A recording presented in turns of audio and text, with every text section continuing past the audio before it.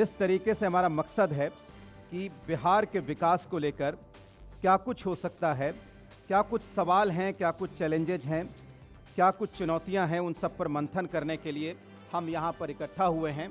और लगातार हमारी कोशिश भी यही है कि जो कुछ भी सवाल बिहार की तरक्की के राह में सामने आ रहे हैं, उठ रहे हैं, उन सब पर हम चर्चा करें, उन सवालों का जवाब ढूंढने की हम यहाँ पर कोशिश करें। किस तरीके से बिहार तरक्की के पथ पर आगे बढ़े और किस तरीके से जो काम हमने किए हैं वो आगे और करने की ज़रूरत है, उस तरीके की चीज़ें भी हम यहाँ करेंगे। अगले सत्र की तरफ हम यहाँ से रुख करेंगे, अगले सत्र की तरफ चलेंगे और इसके लिए मैं बुलाना चाहूँगा अगले सत्र के लिए हमारे साथ जो गेस्ट हैं, श्रेयसी सिंह विधायक बीजेपी हमारे बीच में हैं, gold medalist commonwealth game. Shreyasi ji से गुजारिश है कि आ जाएं। संजीव चौरसिया जी विधायक हैं बीजेपी के, संजीव जी से भी गुजारिश है कि कृपया मंच पर चले आएँ। और जाहिर सी बात है कि लगातार एक बार ज़ोरदार ताली हो जाए इनके लिए भी कि जिस तरीके से लगातार ये काम कर रहे हैं। और कहीं ना कहीं एक हमारी कोशिश भी यही है कि जिस तरीके से लगातार बदलाव हमने महसूस किया है और इंडिया पॉजिटिव संगठन का मकसद भी यही है। और सम्राट चौधरी हमारे बीच में हैं, बीजेपी के अध्यक्ष बिहार बीजेपी के। मेरी गुजारिश है मनीष जी से कि चीफ गेस्ट इस वक्त कार्यक्रम के सम्राट चौधरी, बुके देकर उनका स्वागत किया जाए। वो मौजूद है हमारे बीच में।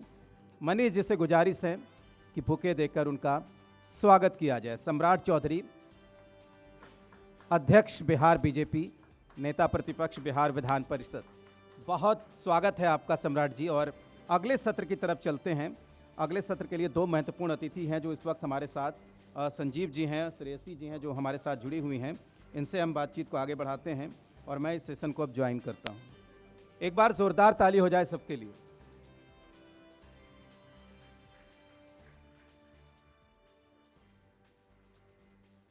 सबसे पहले श्रेयसी जी, बहुत स्वागत है आपका और संजीव जी आपका भी। पहला सवाल संजीव जी आपसे ही है कि लगातार आप बैठे हुए थे, मैं देख रहा था। जो अब तक चर्चा हमने की है बिहार के विकास को लेकर, उसमें बिहार की राजधानी को भी हम जोड़ रहे हैं, तो कितना हो पाया है और कितना कुछ अब तक बाकी है? नहीं, डेवलपमेंट के प्रोसेस को अगर डेवलपमेंट कॉन्सेप्ट अभी माननीय नेता प्रतिपक्ष और प्रदेश अध्यक्ष माननीय सम्राट चौधरी जी भी हैं, तो सबके वृत्तांत में और पूरे ध्यान में है। मैं तो सबसे पहले इंडिया पॉजिटिव और मनीष जी को, आप सबको भी धन्यवाद देना चाहता हूं, और बैठे हुए जितने युवा साथी हैं। तो बिहार का दर्द, बिहार का विकास, ये तो सबके मन मस्तिष्क में है, पर डेवलपमेंट और विकास तभी हुआ है जब तक गवर्नमेंट में बीजेपी सम्मिलित रही है। राइट फ्रॉम जब से एनडीए की सरकार बनी है, तो ये पूरा कॉन्सेप्ट का विजुअलाइजेशन और कॉन्सेप्ट भी बीजेपी के साथ रहा, क्योंकि बीजेपी ही कॉन्सेप्ट में दिया है कि जहाँ जहाँ पूरे डेवलपमेंट का प्रोसेस को देखेंगे, related to health, related to roads, Patna के भी जो भी देख रहे हैं, तो जब जब वो मिनिस्ट्री बीजेपी के पास रही है, उस कॉन्सेप्ट के साथ हम आगे बढ़ाने का काम किए हैं। और केंद्र सरकार के ही पूरे का पूरा योजना में आप अगर देखेंगे तो बिहार के सबसे ज़्यादा, अगर नॉर्थ बिहार का और उत्तर बिहार का, इधर के बिहार को जोड़ने का भी काम है, तो वो तभी स्टार्ट हो पाया जब जेपी सेतु का पूरा निर्माण का पुनर्निर्माण, अब गंगा ब्रिज का देखेंगे, वहाँ का भी पुल का पुनर्निर्माण देखेंगे, तो दोनों का तरफ का जो कॉन्सेप्ट बढ़ा है उसी से बढ़ने का काम हुआ है।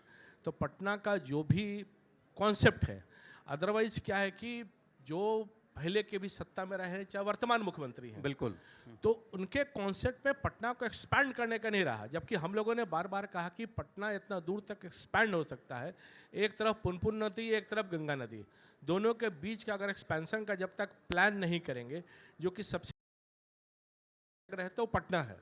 पाटलिपुत्र के कॉन्सेप्ट में जो होना चाहिए था, तो हम लोगों ने भी पहले से कहा रहा है कि सांस्कृतिक विरासत को पुनरुत्थान कहीं कर सकते हैं, जो पूरे विश्व को हम दिखा सकते हैं, वो पाटलिपुत्रा की धरती पटना से भी दिखाने का काम कर सकते हैं।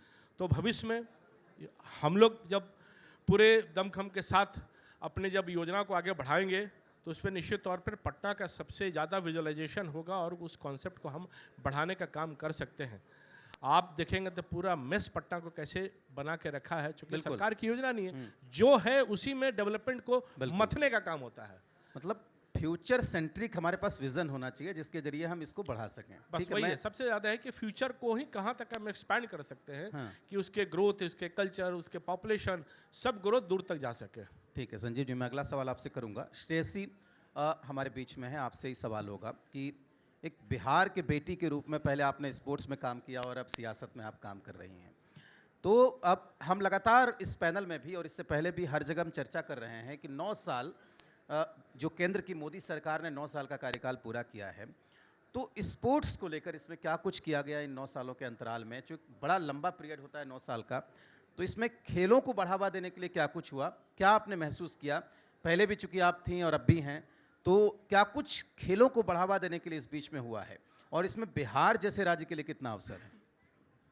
सबसे पहले तो मैं यहाँ सभी बैठे दर्शकों को और जी के माध्यम से देख रहे सभी दर्शकों को सादर प्रणाम करती हूँ। साथियों, अगर 9 साल बेमिसाल की बात करें और स्पोर्ट्स की बात करें, हमारा 16 साल का स्पोर्टिंग करियर रहा है और पहली बार देखने के लिए मिला जब हमारे ओलंपिक दल के जितने भी एथलीट्स थे वो जब ओलंपिक में रिप्रेजेंट करने जा रहे थे, तो पहली बार देखा कि एक प्रधानमंत्री स्वयं आगे बढ़ के उनका सम्मान कर रहे हैं, उनसे तरह तरह की बातें कर रहे हैं, उनका मनोबल ऊंचा कर रहे हैं। और ये स्पोर्ट्स में सिर्फ इंफ्रास्ट्रक्चर डेवलप करने की बात नहीं होती, सिर्फ उनको फंडिंग देने की बात नहीं होती, बट एक पर्सनल इंटरेस्ट, एक पर्सनल टच जो उन्होंने सभी एथलीट्स को दिया before the Olympic games, I think that was the most important thing. He showed the athletes, हम ओलंपिक गेम्स तो कब से जा रहे हैं, लेकिन उन्होंने पहली बार एथलीट्स को ऐसा विश्वास दिलाया कि हम भी विदेश में जाके ओलंपिक जैसे बड़े खेलों में जाके पदक जीत सकते हैं, भारत का नाम रोशन कर सकते हैं। एंड आई थिंक कहीं ना कहीं एक वो बहुत बड़ा वजह था जिससे कि भारत में ओलंपिक मेडल्स का जो टैली था वो आदरणीय प्रधानमंत्री नरेंद्र मोदी जी के अंदर सबसे ज़्यादा हुआ। एंड सिर्फ ऐसे खेलों में नहीं जिसमें हम अच्छा कर रहे थे, जैसे शूटिंग है, रेसलिंग है, इन सब खेलों में भारत के पदक पहले भी आए थे और आने वाले समय में भी आएंगे। But I think when we speak about somebody like Neeraj Chopra, we see that normally जितने भी एथलेटिक्स के इवेंट्स होते हैं उसमें ज़्यादातर अफ्रीकन या अमेरिकन कंट्रीज़ को पदक मिलते हैं, जीतते हुए देखते हैं, और एक माइंडसेट सा बना हुआ था कि उस देश के लोग ही ज़्यादा जीतेंगे। बट सडनली जब नीरज चोपड़ा ने हम लोगों को गोल्ड मेडल जीत के दिया, तो मुझे लगता है कि मैं तो खुद जमुई से आती हूँ और जमुई के बच्चे जैवलिन थ्रो में बहुत अच्छा करते हैं, लेकिन जमुई के ही बच्चे नहीं बट बिहार और भारत के सभी बच्चों को ऐसा लगने लगा कि हम भी अब एथलेटिक्स के इवेंट्स में जाकर पदक जीत सकते हैं, ओलंपिक मेडल ला सकते हैं। So I think that belief that he gave to all Indians is the most important thing.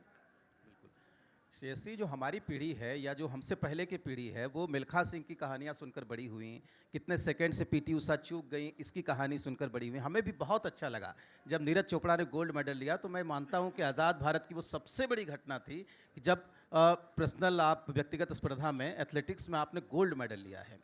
तो ये परिवर्तन कैसे मुमकिन हुआ, और दूसरा जो आपकी जर्नी रही है बतौर स्पोर्ट्स में, अब उसके बाद हम पॉलिटिक्स की चर्चा करेंगे, ज़रा उस पर भी कुछ बोलिए। आई थिंक देखिए, जैसे मैंने आपको बताया कि अगर हम डेवलपमेंट की बात करते हैं तो नेचुरली एक स्ट्रॉन्ग इंफ्रास्ट्रक्चर डेवलप हुआ है इंडिया में। तरह तरह जगह जगह पर स्टेट्स पे, अलग अलग स्टेट्स पे नेशनल सेंटर ऑफ एक्सीलेंस को बढ़ावा दिया गया है, जहाँ पे एथलीट्स को स्किल ट्रेनिंग यानी कि जो भी वो स्पोर्ट खेल रहे हैं उसकी ट्रेनिंग देके, उनके खाने पीने की व्यवस्था करके, उनकी रहने की व्यवस्था करके, यहाँ तक कि उनकी पढ़ाई की भी व्यवस्था करके उनको बढ़ावा दिया गया है। ये दिखाया गया है भारतीयों को कि स्पोर्ट्स आज के दिन में एक प्राइमरी करियर है। और ऐसा नहीं है कि आप जेनरेशन की बात कर रहे हैं तो एक जेनरेशन हम लोग के पहले थे जो सब लोग बोलते थे कि खेलोगे कूदोगे बनोगे खराब, पढ़ोगे लिखोगे बनोगे नवाब। I think that is changed to पढ़ोगे लिखोगे बनोगे नवाब, खेलोगे कूदोगे बनोगे Sehwag. So now that sports can also be a primary career, ये सबके मन में आ रहा है और ये कहीं ना कहीं इंफ्रास्ट्रक्चर डेवलपमेंट की वजह से हुआ है। एक बहुत बड़ी टीम जो खेलो इंडिया जैसे गेम्स को बढ़ावा दे रही है इंडिया में, जिससे कि स्कूल लेवल पे, यूनिवर्सिटी लेवल पे बच्चे आगे बढ़ के खेलना चाह रहे हैं, माँ बाप उनको खेलने से रोक नहीं रहे। तो एक टोटली जो एक सोसाइटी का माइंडसेट था उसमें चेंज आया, उसमें परिवर्तन आया है और ये हम लोगों को अपने सामने दिख रहा है। एंड आई थिंक अगर मैं अपनी स्पोर्टिंग करियर की बात करूँ तो समय कुछ कम पड़ जाएगा क्योंकि 16 साल का फिर भी ये आप करियर कर रहा सकती हैं है। चर्चा, फिर मैं जाऊंगा अगले सवाल की तरफ। एक I'll just share a very important story that is very close to my heart. जब हम खेलते थे तो शुरुआत के दौर में हमारे फादर ने हमको कहा कि बिहार को रिप्रेजेंट इंडिया में। सो ऐसे ठीक है। तो जब हम खेलने लगे नेशनल लेवल पे, इंटरनेशनल लेवल पे, तो अंतर्राष्ट्रीय स्तर पर भारत के लिए खेलते थे और नेशनल लेवल पर बिहार के लिए खेलते थे। एक समय आया जब बिहार की तरफ से ना कोई कैश अवार्ड मिल रहा था, ना ट्रेनिंग का कोई सुविधा मिल रहा था। तो हमने अपने फादर को जाके बोला कि पापा ये तो सही नहीं है, कुछ मिलता नहीं है, तो क्यों नहीं हम भी दिल्ली के लिए खेल लेते हैं या किसी और स्टेट के लिए खेल लेते हैं या ONGC जैसे फेडरेशन के लिए खेल लेते हैं। तो उन्होंने एक वाक्य में सिर्फ हमसे ये कहा कि जब माँ बाप गरीब हो जाते हैं तो क्या बच्चे अपना घर छोड़ देते हैं? आज बिहार गरीब, और ये 15-16 साल पहले की बात है। एक बार जोरदार ताली। उन्होंने कहा कि जब प्रोत्साहन आज की जरूरत बिहार है। गरीब है तो क्या तुम बिहार को छोड़ दोगी? और अगर तुम ही बिहार को छोड़ दोगी तो फिर बिहार का साथ कौन देगा?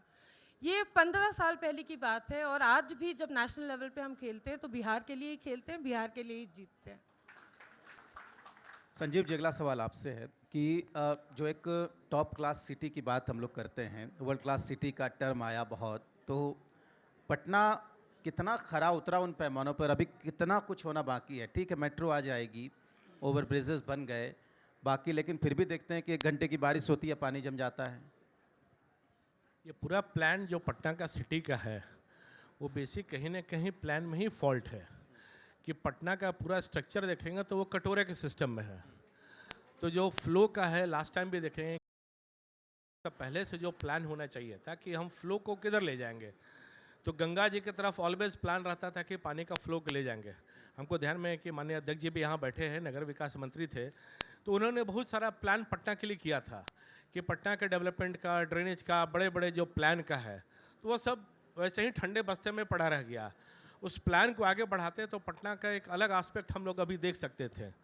पुनपुन नदी के जब प्लान करते हैं तो उधर की ओर नहीं जाता है, तो जो स्ट्रक्चरल हम किधर क्यों डाइवर्सिफाई ले जाएंगे वो प्लानिंग में ही पहले से फॉल्ट रहा है। उसी का परिणाम चारों तरफ दिखाई दे रहा है कि हम कुछ भी करें अल्टीमेट वही होता है, क्योंकि प्लानिंग जो है उसमें ही कहीं ना कहीं फॉल्ट रहा। जैसा मैंने बताया कि जब जब हम लोग रहते हैं तो सिस्टम को ठीक करने का काम करते हैं, और साथ ही साथ पटना का जो प्रॉपर एक्सपेंशन होना चाहिए था प्लान्ड तरीके से, जैसे पूरे रिंग रोड के प्लान को अब आगे बढ़ाने का काम उस समय कर रहे थे, थोड़ा और बेटर प्लान से रहता। जो सैटेलाइट सिटी है पटना के अगल बगल, हाजीपुर से लेकर वैशाली से लेकर पुनपुन से लेकर जहानाबाद, पूरा सैटेलाइट सिटी के कॉन्सेप्ट में एक वाइडर एरिना में अगर रखते कि जहाँ जहाँ हम एडमिनिस्ट्रेटिव सेक्शन को रख सकते थे, एजुकेशन सेक्टर को रख सकते थे, कल्चरल सेक्टर को रख सकते थे, बिजनेस सेंटर को रख सकते थे, तो उन सेक्टरों का प्लान बहुत नहीं हो पाया। उसी का कठिनाई भी आज दिखाई दे रहा है कि पटना में बढ़ती हुई आबादी है, क्योंकि डेवलपमेंट बिहार में कम है चारों तरफ। कहीं भी अगर देखेंगे तो बेटर हेल्थ है, बेटर एजुकेशन है, लॉ एंड ऑर्डर है, कहीं भी है तो थोड़ा भी अगर कुछ है तो वो पटना में है। बिल्कुल। तो पटना में रहने के कारण क्या है कि आबादी का फ्लो ज़्यादा है, पर जहाँ जो बसते हैं प्रॉपर प्लान नहीं है। अगर गवर्नमेंट का पहले ही प्लान बसने के पहले का ड्रेनेज से लेकर सिस्टम जैसे अदर स्टेट्स में होते हैं, अगर पटना में होते तो शायद ये कठिनाई नहीं होती। बिल्कुल। तो पॉपुलेशन का इनफ्लो पूरा है, पर उसके सेटलमेंट प्लान नहीं रहने के कारण ये कठिनाई निश्चित तौर पर हो रही है। बिल्कुल। तो और सबसे ज़्यादा अगर लॉ एंड ऑर्डर अभी ब्रेक हुआ है तो पटना में हुआ है। कहीं भी देखेंगे अपार्टमेंट से लेकर कुछ भी है तो सिक्योरिटी पूरी तरफ से ब्रेक है। अगर आप देखेंगे सर्विलांस सिस्टम है, ट्रैफिक सिस्टम है, सब कोलैप्स सिस्टम है पटना में। तो नहीं रहने के कारण सरकार की वो एजेंडा है ही नहीं कि पटना का रिफ्लेक्शन अगर बेटर रहेगा तो बिहार का रिफ्लेक्शन बेटर हो सकता है। ये माइंडसेट में सरकार का है ही नहीं, केवल चल रहा है, चलाना है, बढ़ाना है, इस कॉन्सेप्ट में सरकार चल रही है। इसलिए हर चीज़ को हमको थोड़ा प्लान करना पड़ेगा। हमको याद है कि मैं ABVP एक्टिविस्ट के नाते जब रह कर आगे बढ़े और उस समय दिखाई देता था कि कितने प्रकार के एक्टिविज्म को स्टूडेंट्स के क्या प्लान है। अभी यहाँ विनय जी भी सब लोग भी हैं कि जिस प्रकार से कोचिंग के लिए हो अट्रैक्शन हो जो पटना में आके पूरा का पूरा बढ़ गया है, तो सबको लगता है कि कुछ भी अगर होना है तो पटना में है, और पटना का अपना कुछ विकास सेटअप हो ही नहीं पाया। ये तो सौभाग्य है कि माननीय नगर विकास भी मंत्री भी रहे हैं, तो हर चीज़ उनको ध्यान में भी है। बिल्कुल। और वो प्लान हम लोग लेके चलते थे, एक बेटर पटना का हम लोग उसको कल्चरली एक हेरिटेज के रूप में हम बढ़ाकर और विकसित करके रख देना चाहते थे। आज एक चीज़ केवल हम कहेंगे कि पाटलिपुत्रा का अपना क्या अस्तित्व रहा है, वो भी अपने पास कॉन्सेप्ट नहीं है, चाहे नहीं कर पाए प्रयास कि पाटलिपुत्रा कैसा था, कि पाटलिपुत्रा का कॉन्सेप्ट कैसा था, वो भी अपने पास उपलब्ध नहीं है। बिल्कुल, यानी कि जो गौरवशाली विरासत है हमारी, हम उसको भी भूलते जा रहे हैं। निश्चित तौर पर गौरवशाली विरासत से ही जुड़ा हुआ केंद्र बिंदु रहा है। ठीक है, अगला सवाल श्रेयसी आपसे है कि ये आखिरी सवाल है हमारा, कि बिहार में कितने अवसर मिल रहे हैं खेल के क्षेत्र में। ठीक है, अब आप लोगों को मौके भी मिले, आप लोग आए, यहाँ पर काम करने का भी मौका मिला, ये बहुत बड़ी बात है कि एक तरफ आपके अनुभव भी अलग रहे। आपने कहा कि बिहार के कुछ नहीं मिल रहा है, अब कितनी सहूलियत मिल रही है और कितना काम अभी किया जाना है जो नहीं हो रहा है। देखिए, काम अभी बहुत करना बाकी है, क्योंकि एक समय ऐसा था कि बिहार में खेल को बढ़ावा देने के लिए एक तरह से फुल स्टॉप लग गया था। और जब भारतीय जनता पार्टी की सरकार आई थी जी, उन्होंने काम करना शुरू किया था। यहाँ से कुल 32 ऐसे स्पोर्ट्स कॉम्प्लेक्स के प्रोजेक्ट्स थे जो केंद्र सरकार के माध्यम से बिहार को मिलने थे, और यहाँ पर भी एक छोटा सेटअप करके, ये नहीं कि सिर्फ पटना में, जैसे आदरणीय भैया अभी बता रहे थे कि ये नहीं कि सिर्फ पटना में डेवलप करना है या पटना को वो सुविधा मिलनी चाहिए, हर एक जिला में ये केंद्रित करके स्पोर्ट्स कॉम्प्लेक्स को दिया गया था। बट अनफॉर्चुनेटली अब जब से सरकार बदली है, ना तो इस फाइल को आगे बढ़ाया गया है, ना ही किसी स्पोर्ट्स के डेवलपमेंट पे चर्चा हो रही है। मैं आपसे एक सीधा सवाल पूछती हूँ, मैं शूटिंग में हूँ, शॉटगन शूटिंग में हूँ, कुछ लोग शायद जानते होंगे, बहुत से लोग नहीं जानते होंगे। अगर बिहार के बच्चों को एक शॉटगन रेंज बिहार में नहीं मिलेगा तो उन्हें कैसे पता चलेगा कि ये एक स्पोर्ट्स का करियर है, ये एक ऑप्शन भी है हमारे पास। तो आप जब तक ये बेसिक इंफ्रास्ट्रक्चर नहीं देंगे तब तक तो वो ना तो वो अवेयरनेस बढ़ेगी और ना ही स्पोर्ट्स में बिहार आगे बढ़ेगा। बिल्कुल। तो डेफिनेटली आई थिंक इंफ्रास्ट्रक्चर एक बहुत बड़ा मुद्दा है। साथ ही साथ there needs to be a policy change, जिससे कि बच्चों को आगे बढ़ावा कैसे दे रहे हैं। ठीक है, आपने इंफ्रास्ट्रक्चर बना दिया, बट उस इंफ्रास्ट्रक्चर का मेंटेनेंस है क्या, वो सुविधाएं हैं जिससे कि बच्चा कोई भी बच्चा कल होके बोले कि मुझे शॉटगन चलाना है, तो क्या बिहार में या बिहार स्टेट राइफल एसोसिएशन के पास उतनी शॉटगन्स हैं कि वो उपलब्ध करा सके? क्या वो कोचेज़ हैं? क्या किसी कोचेज़ को बुला के इंडिया से ही या विदेश से भी बिहार में बुला के उनको ट्रेनिंग दिया जा सकता है? और ये मैं सिर्फ शूटिंग सेंट्रिक बात नहीं कर रही हूँ, ये हर एक स्पोर्ट के साथ है। बिल्कुल। लॉन बॉल भी एक ऐसा स्पोर्ट है जिसका अभी तक कोई इंफ्रास्ट्रक्चर ही नहीं है बिहार में। So naturally the first step to any progress is infrastructure. बिल्कुल। तो तस्वीर तो बदली है, जैसे कि श्रेयसी भी बता रही थी कि पहले माँ बाप अपने बच्चे को स्कूल ले जाते थे, लेकिन अब माँ बाप अपने बच्चों को प्लेग्राउंड ले जा रहे हैं। लेकिन हमें प्लेग्राउंड देना पड़ेगा, खेल के साधन देने पड़ेंगे, शूटिंग ट्रैप देना पड़ेगा, ताकि लोग वहाँ पर पहुँचें बच्चे और वहाँ पर सीखें। बहुत शुक्रिया श्रेयसी और संजीव जी आपका भी हमें समय देने के लिए। लेकिन आपसे गुजारिश है कि मंच पे ही रहें, क्योंकि अब बारी है सम्मान करने की, और इसके बाद आखिरी सत्र की तरफ हम यहाँ से चलेंगे, बेहद ही महत्वपूर्ण सत्र। तो मैं बुलाना चाहूँगा गौरव वर्मा और राजीव सिन्हा को कि मंच पर आ जाएं। हमें सम्मानित करना है। माननीय विधायक श्रेयसी सिंह और संजीव चौरसिया हमारे बीच में मौजूद हैं, जिन्होंने अपने महत्वपूर्ण बातें यहाँ पर रखे हैं यहाँ पर। गौरव वर्मा और राजीव सिन्हा हमारे बीच में आ गए हैं। मोमेंटो देकर सम्मानित करें श्रेयसी सिंह का, गोल्ड मेडलिस्ट कॉमनवेल्थ गेम्स, और इसके साथ ही इनका परिचय यह है कि बीजेपी के विधायक हैं। इन्होंने पहले पूरे देश का नाम रोशन किया, पूरी दुनिया में, इसके बाद बिहार का नाम रोशन किया पूरे देश में, और अब बिहार के लिए वो काम कर रही हैं। चीज़ों को बदलने का भी इनको मौका मिला है। हमारे साथ संजीव जी हैं, लगातार सक्रिय हैं, लगातार जनप्रतिनिधि के रूप में पटना में काम करने का इनको मौका मिला है, और इसीलिए इनके अनुभव मायने रखते हैं। संजीव जी को सम्मानित कर रहे हैं गौरव वर्मा और राजीव सिन्हा। इसके साथ ही कार्यक्रम के सबसे महत्वपूर्ण पड़ाव, अब बिल्कुल अंतिम सत्र की तरफ हम लोग आ गए हैं। कुछ ही मिनटों तक आपका सहयोग हमें चाहिए, ताकि हम इस कार्यक्रम को सफलतापूर्वक संचालित कर सकें। और